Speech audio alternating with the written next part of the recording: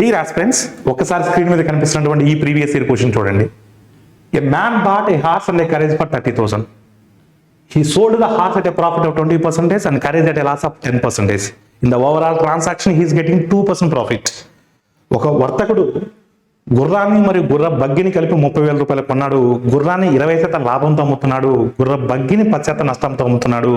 మొత్తం మీద అతనికి 2% లాభం వస్తుంది. అయితే గుర్రం యొక్క కొన్న ఖరీదు ఎంత అని అడుగుతున్నారు. మీరు జాగ్రత్తగా గమనించినట్లయితే ఎప్పుడైనా గుర్తుపెట్టుకోండి, 2 వెరైటీస్ ఆఫ్ డేటా అండ్ దాని యావరేజ్ వాల్యూ వచ్చినప్పుడు మనం మిశ్రమాలు మిక్చర్స్ అనే లాజిక్ యూజ్ చేస్తాం. ఇక్కడ హార్స్ని 20% ప్రాఫిట్గా అమ్ముతున్నాడు. ప్రాఫిట్ కాబట్టి ప్లస్తో ఇండికేట్ చేస్తున్నాను. ఖరీదుని 10% నష్టంతో అమ్ముతున్నాడు. నష్టం కాబట్టి మైనస్తో ఇండికేట్ చేస్తున్నాను.